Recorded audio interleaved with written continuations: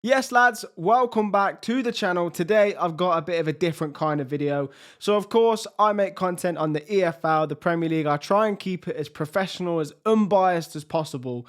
However, of course, I am an Aston Villa fan. So today I thought I'd give my honest opinion on sort of the transfer window, the PSR struggles, and how I think this season's going to go. So originally I was going to film this video right after the Crystal Palace game. Of course, Villa lost 3-0 to Crystal Palace at home, the first home defeat since September last year. So a really sad end to that great home run that we went on, but I decided to let deadline day play out. I also decided to just let it all set in and gather as much information as I can to give a fair account of what's gone on, because behind the scenes, to the average person, I feel as though it looks very worrying for Aston Villa as a whole. But I'm going to see if I can break it down and, as I say, just give my opinions on where we are and where we're going. So let's start with incomings then, and of course we've got on the right hand side predominantly Harvey Elliott. A really nice bit of business from us here. I was worried on deadline day, but signing Harvey Elliott, I have to say, it has reassured me quite a lot. Same with Evan Gassand, who can also play left, right, and down the middle. Another good, versatile signing that just looks on paper a really good deal, and one that throughout the season we'll certainly start to see him warm up. But let's talk about the Jadon Sancho deal. Now, first and foremost, I am all for this deal. I think that we proved last season with the Marcus Rashford deal that deals like this can work. Now, the confusion for me is obviously in regards to the wages. So it's reported that Aston Villa are paying around about 80% of Jadon Sancho's wages, which is around about £200,000 a week, give or take. So that for me instantaneously doesn't make tons of sense. Now, a certain player was available at the start of the summer, and whether Villa fans would have wanted him back or not, yet to be seen, of course, but that is Jack Grealish. Also on similar wages, but it appeared at the time that Villa couldn't do the deal due to the wages. So when I, was thinking that players might come in, Harvey Elliott as a good example, I thought, okay, that would make sense in terms of the wage structure. The Jadon Sancho deal doesn't make too much sense. So we're paying a lot for Jadon Sancho. So the risk here is all about Jadon Sancho. We're paying a lot of money for someone who we're unsure whether we'll get results or not. I think Jack Grealish was a pretty safe bet in terms of getting results out of him, whatever team he went to. Jadon Sancho is not quite the same. Do I think Unai Emery is going to be the man that sort of injects a bit of life back in Jadon Sancho's career? I do think that. England World Cup summer coming up as well. It's the same really for Harvey Elliott. Both of those I'm sure will want to go to the World Cup. But Jadon Sancho in particular, when he's at his best, he's great. I just fear for his attitude and what you hear in the press, and I know that you can't go off that. How well is he going to do and adapt to playing for Aston Villa? It's a big risk, and that's my worry with it. So I'm happy there's not an obligation to buy. But overall, Jadon Sancho, he's going to have to do a lot, put a lot of hard work in to really offer us a great deal of value. So I think overall, I think the window's just okay in terms of incomings. I wanted a lot more, obviously. PSR, SCR seems to have restricted us massively, a lot more than we've seen from any other clubs. So where do we go from here in terms of incomings? Hopefully we've now freed up some room for January to make a few more signings to give us that extra push. Of course, Europe has to be the aim, but I think we've just made some smart signings, especially on deadline day, to keep us going. Outgoings wise, it's not that bad. Leon Bailey, Dendoncker, Coutinho, Kesler Hayden, Moreno, all of these players that were just eating into the wage budget in some capacity. Kane Kesler Hayden probably wasn't, to be fair to him, but ultimately he wasn't quite good enough for us. Everyone else, though, heavy on the wages. Now, there's one man in particular, Jacob Ramsey, that I want to talk about. So, of course, Villa had to sell Jacob Ramsey.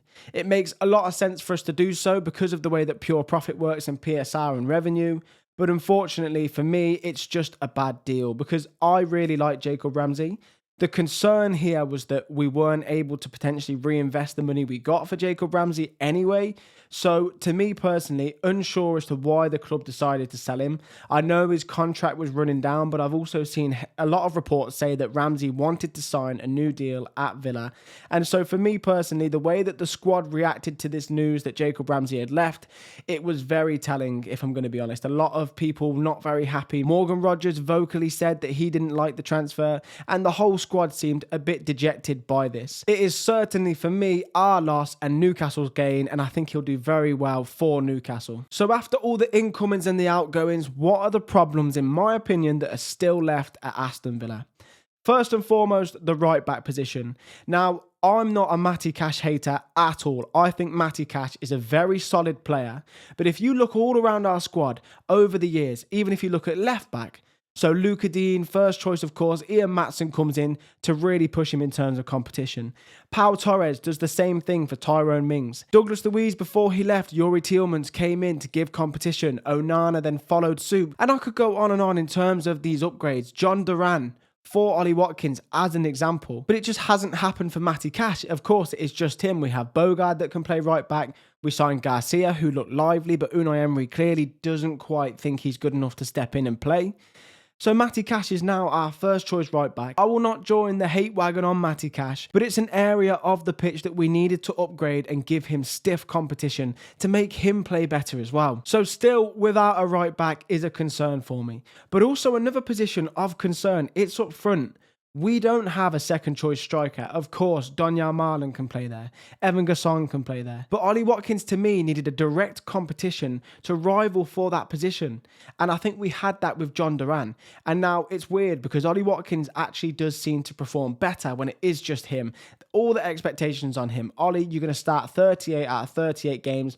No ifs or buts. Because when Duran came in, Watkins did slow down a little bit, and it previously happened again when we've had other strikers come in.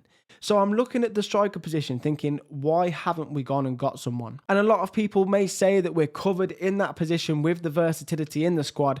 I see it as one injury away for potentially having a real problem, because Marlon can do a job. Gassond, I'm sure, can do a job.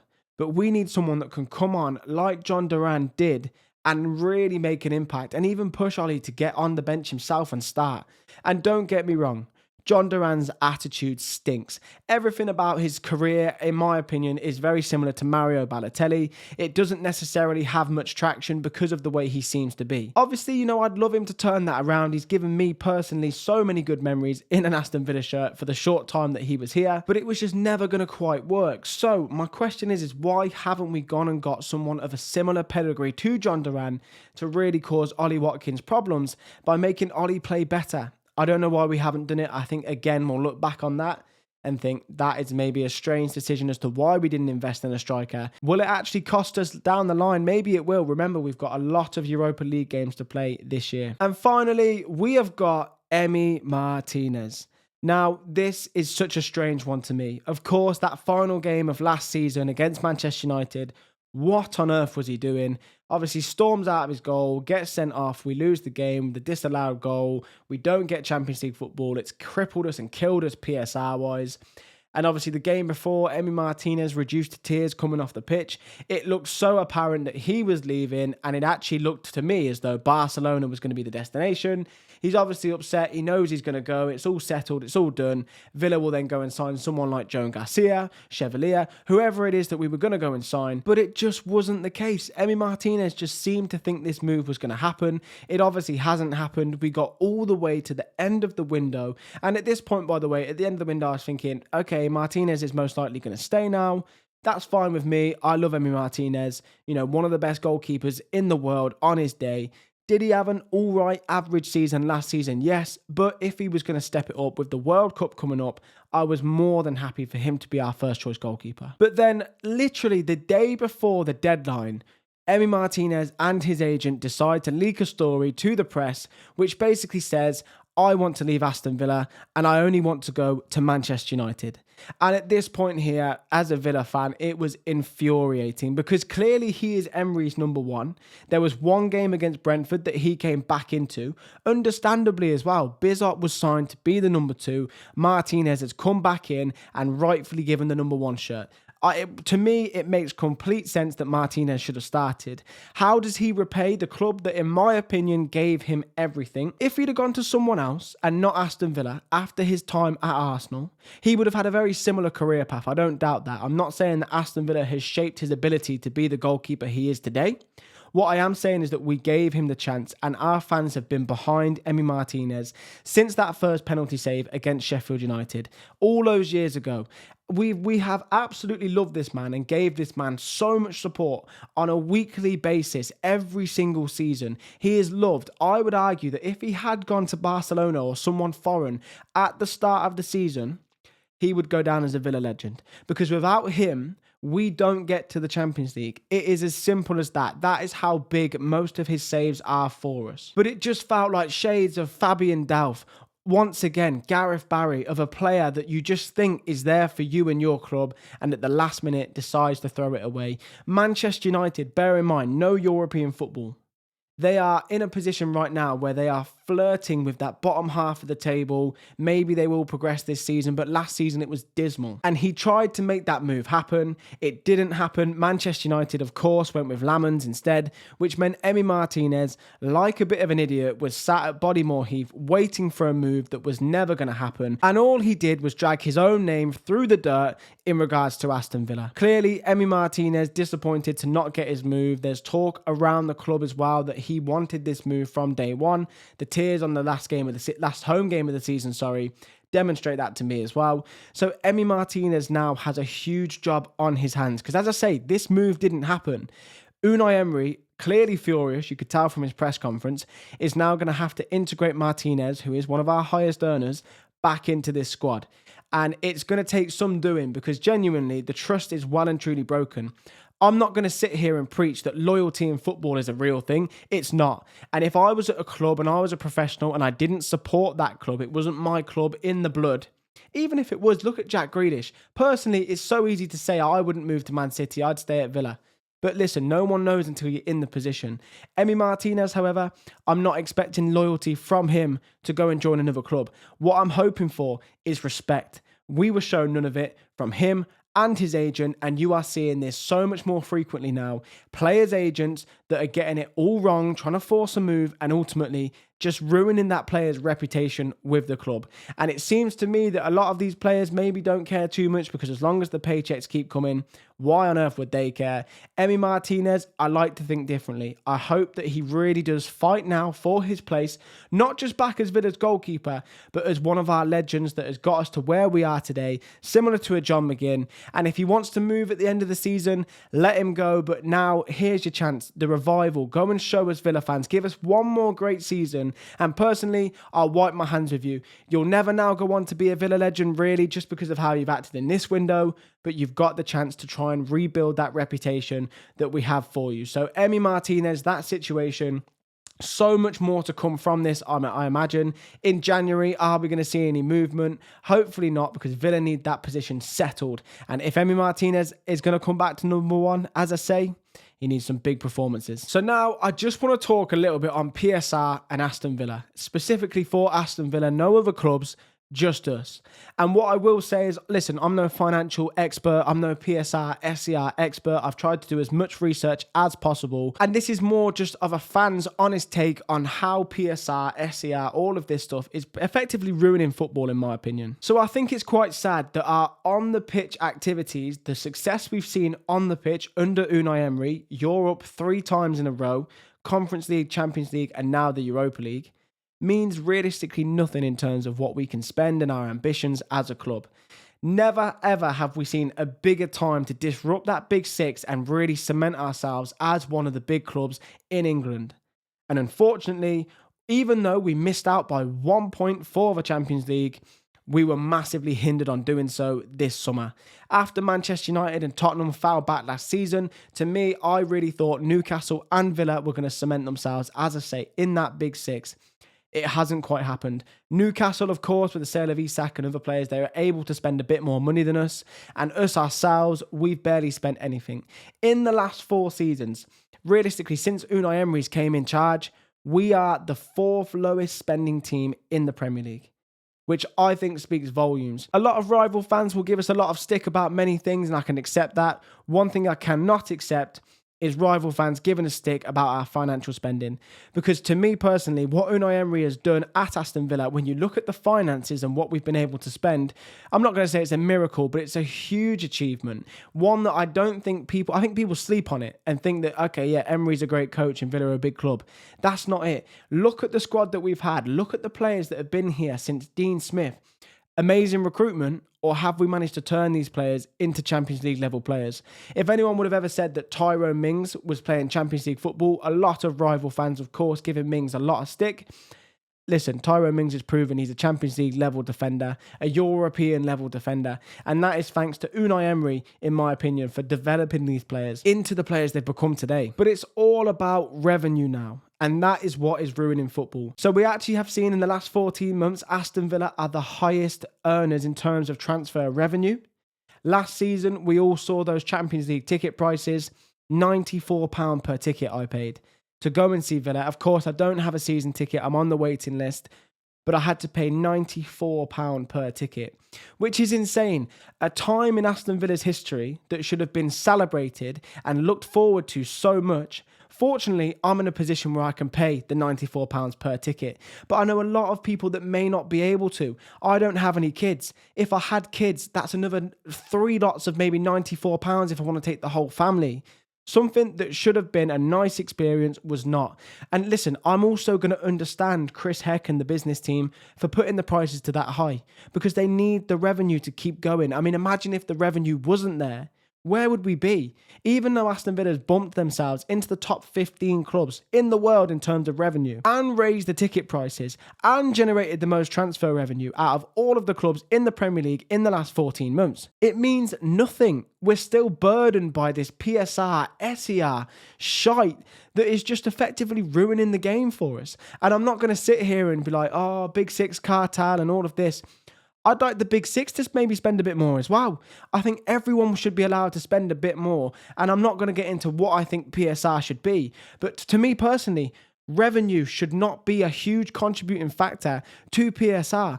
I think owners should be allowed to invest more of their money. And I understand the argument of the Championship not being able to catch up. And there's obviously got to be something in place to help those Championship teams coming up and making a difference and staying in the league. But for me, revenue should not be one of the main factors of PSR. And we'll even see a positive effect from it, because ticket prices will begin to come down and football will be back to the working man's game rather than £94 a ticket. £94 a ticket. It was outrageous. But again, I understand it, but it's still just as outrageous as I think it is. But again, I'm not just going to sit here and just cry about it. I'm going to give some facts, because Aston Villa are in this situation. Obviously, PSR is very restricting to clubs like Villa on the rise. But Aston Villa in the Gerrard era made some horrific signings. Dendoncker, £100,000 a week plus. Coutinho, the same. Digne, the same. I actually don't mind that. He's actually taken a wage decrease to stay at the club with a new contract. And in all fairness, he was a player that probably earned that money just from being out on the pitch as much as he was. But Diego Carlos, 100 grand a week plus. There were so many signings in that Gerrard era that just went horribly, horribly wrong. So yeah, I'm not going to act like we've done everything perfectly by the book, got the best value for money possible, because we haven't. There were many bad deals. Of course, every club will go through this. Villa's quite spectacular in terms of the bad deals, to be fair. But ultimately, we shouldn't be punished as much as we are for the ambition that we have. And don't get me wrong, in terms of the wages, the amount that we were spending in terms of what was coming in, it's atrocious, and we're beginning to sort this out. Great. But it's just so frustrating. And the players, of course, voicing concerns themselves. Captain John McGinn, Tyrone Mings, Ezri Konsa, Morgan Rogers, the list goes on. The whole club is frustrated by the fact that we're just burdened by these PSR and SCR sanctions. And don't get me wrong, the rules are the same for everyone. I'm not going to pull that card. But ultimately, in my opinion, something in terms of PSR has to change, because you are just restricting the clubs that actually have ambition, and you're just making it so much harder for them. Revenue-wise, of course, we're not going to be on the level of Manchester United. But why on earth, when we outperform Manchester United drastically 3 seasons in a row, are we unable to spend anywhere near as much as they have? They spent 200 million on 3 players. They've got no European competitions. And I know United are a huge club, and I'm not doubting that. And again, I would like it for these teams to still be able to spend as much as they are, but there has to be something in place to allow the other clubs to spend too. So where are Aston Villa now? 3 games in, no wins, no goals. It has been dismal so far, and there's just something off about the whole feel of Aston Villa at the moment. I am hoping that our deadline day signings are going to come in and inject a bit of life into the club. I also think certain players like Morgan Rogers, Ollie Watkins need to step up their game. slow start to the season, and Ollie Watkins in particular is going to really need to bump it up. Morgan Rogers plays for England, of course, in a position that is littered with good players. If he doesn't up his levels, I fear for him not making it to the World Cup as well. I actually went back and watched the extended highlights of that Manchester City and Arsenal back-to-back, those 2 wins. I was at the Manchester City game. We were phenomenal. And there was just something special about us. We need to get that back. We need to start moving the ball quicker in that final third with Harvey Elliott and Jadon Sancho now. Are we going to be able to break down that low block that kills us? On the counter as well, we have to be better. We're so open on the counter. Crystal Palace, as an example, utilised the low block and the counter so well against us the other day. I mean, 3-0 winners. They deserved it as well. We were awful. So it's a big few months ahead for Unai Emery, arguably the toughest that he will face in his whole time at Aston Villa, trying to raise this squad. We had our rise, now we've fallen a little bit. Can we get back to the heights of the Champions League? It's a huge ask, one that I do think that we will fall short of again this season. And if you ask me, finish 17th, or win the Europa League, I would choose the Europa League. But I'm hoping that we finish nowhere near 17th, and I'm hoping that we can still get Europe, even if it is just qualifying for the Europa League and also winning the Europa League itself. So I'm very hopeful still. I've got a lot of trust in Unai Emery, in Momchi, in Damien as well. So Aston Villa, can we turn it round? I certainly hope so. Please let me know in the comments, Villa fans, if you think I'm absolutely miles off it or you think I'm spot on. Any non-Villa fans as well, how does it look from an outside point of view? Of course, there's a lot of worried. Is that what you're seeing? Has this explained anything, cleared anything up? Please do let me know. Like, comment and subscribe. Of course, we've got the Premier League review and preview coming this weekend. So Villa up against Everton, a big 3 points. That is exactly what we need to kick off the rest of this season now. So yeah, thank you all so much for watching. I will see you on the next one.